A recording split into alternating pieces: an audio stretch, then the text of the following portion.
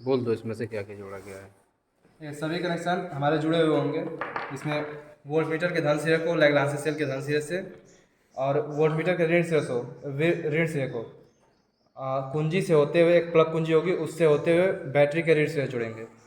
और दूसरा परिपथ क्या है कि प्रतिरोध बॉक्स के एक सिरे को बैटरी के धन सिरे से और दूसरे सिरे को कुंजी से होते हुए बैटरी के ऋण सिरे जोड़ देंगे। पहले क्या करना है हमको कि जो वोल्टमीटर से डायरेक्ट कुंजी जुड़ी होगी उस कुंजी को बंद कर देंगे, जिससे हमें कुछ पाठ्यांक प्राप्त होगा। उस पाठ्यांक को हमें इस प्रेक्षण तालिका में नोट कर लेना है। नोट कर लेना। जो भी पाठ्यांक होगा ये ई का मान होगा जो पहले प्राप्त होगा। अब दूसरी कुंजी जो दाब कुंजी होती है, दाब कुंजी को हम बंद करते हैं, जिसके बाद हमें वोल्टमीटर में शून्य प्राप्त होता है। अब इसमें प्रतिरोध बॉक्स से कोई भी एक रेजिस्टेंस निकालते हैं। मान लीजिए हम 5 ओम निकाल लिए, तो जो पाठ्यांक हमें प्राप्त हो रहा है वो कुंजी ये बंद है, उसका विभव होगा वो V का मान, इसे हम नोट करेंगे। इसे अल्पतमांक से मल्टीप्लाई कर लेंगे। और इसमें जो खानों की संख्या है, वोल्टमीटर के खानों की संख्या गिन लेंगे, उसके बाद इसका अल्पतमांक से गुणा करेंगे। अल्पतमांक से गुणा करने पर जो मान हमें प्राप्त होगा वो V का मान होगा। इसी तरह यहाँ नोट कर लेंगे। इसी तरह हम इस फार्मूले की सहायता से ये फार्मूला R बराबर R into e upon V minus one, इस फार्मूले की सहायता से इसके आंतरिक प्रतिरोध की गणना करेंगे। और क्रमशः इसी तरह हम प्रतिरोधों को निकालते जाएंगे। जैसे हम 10 ओम निकाल दिए, कभी 10 ओम निकाल दिए, तो हमें मान कुछ और प्राप्त होगा। कभी 50 ओम निकाल दिया, 20 ओम निकाल दिए, उस समय मान कुछ और प्राप्त होता। उन सभी मानों को हमें इस प्रेक्षण तालिका से जोड़ना में लिखना है और इसका आंतरिक प्रतिरोध निकालना है। जो परिणाम होगा उसे अंत में लिख देंगे। और इसके बाद सावधानियाँ क्या हैं? बस अरे सावधानियाँ हो जाएंगी। इसके बाद कुछ सावधानियाँ होंगी जिन्हें हमें लिखना होगा। इस तरह ये प्रयोग समाप्त। इसमें सबसे मेन काम होता है कनेक्शन करना। एक बार कनेक्शन और बताओ। देखिए सबसे पहले सेल से जोड़ो। सबसे ज़रूरी बात क्या है इसमें कनेक्शन करना।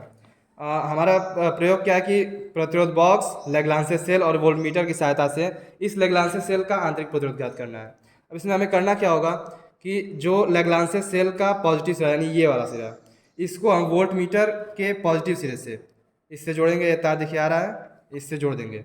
अब वोल्टमीटर का जो नेगेटिव सिरा है, कुंजी हर समय खुली हुई रहेगी। जब वोल्टमीटर का जो ऋण सिरा है उसको एक कुंजी की सहायता से बैटरी के ऋण सिरे से जोड़ेंगे। ऋण सिरे से जोड़ दिए, ये एक परिपथ हमारा कंप्लीट हो गया। ये एक परिपथ कंप्लीट हो गया। अब दूसरा परिपथ क्या है कि जो प्रतिरोध बॉक्स है, प्रतिरोध बॉक्स के एक सिरे को बैटरी के धन सिरे, देखिए जुड़ा हुआ है ना, प्रतिरोध बॉक्स के एक सिरे को बैटरी के धन सिरे से, दूसरा सिरा एक दाब कुंजी यहाँ भी हो सकती है आपके पास, या प्लग कुंजी है आपके पास जो अवेलेबल है, उससे जोड़कर उसे ऋण सिरे से जोड़ देंगे। अब ये हमारा दोनों परिपथ पूर्ण हो गया। और अब इसी जब हमें पाठ्यांक ज्ञात करना होगा तो वोल्टमीटर से जो कुंजी जुड़ी है उसको बंद कर देंगे। हमें जो भी पाठ्यांक प्राप्त होगा उसे यहाँ ई के मान पे रखेंगे। ई कुंजी खुली होगी, ये वाली कुंजी देखिए, ये कुंजी खुली होगी। इस कुंजी खुले होने के पास जब खुली होगी तो ई का मान प्राप्त ये होगा। कुंजी खुली होगी और ये वाली कुंजी ऑन बंद होगी। होगी। यहाँ ये कुंजी बंद होगी। तो यहाँ पर जो मान हमको वोल्टमीटर में दिखाया जाएगा वो ई का मान होगा, जिसे हमें प्रेक्षण तालिका में नोट करना है। और फिर जो दूसरी कुंजी होगी, चाहे वो दाब कुंजी हो या प्लग कुंजी हो, उसको बंद करके वो उसमें प्रतिरोध भाग से कोई भी एक प्रतिरोध निकालते हैं। मान लीजिए ये बंद कर दिया, शून्य विक्षेप प्राप्त हो गया। अब इसको निकालेंगे।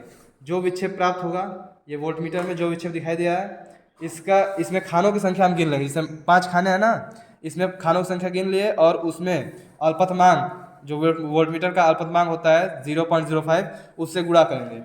और जो मान आएगा उसको कुंजी बंद होने पर V का मान होगा वो, ठीक। और उसके बाद जो सेल के आंतरिक प्रतिरोध ज्ञात करने का फार्मूला है, स्मॉल r बराबर capital R into e upon V minus one, जहाँ हमारा कैपिटल R जो प्रतिरोध बॉक्स से प्रतिरोध निकाले हैं और E और V का मान रखने पर हमें जो मान प्राप्त होगा वो उस सेल का आंतरिक प्रतिरोध होगा।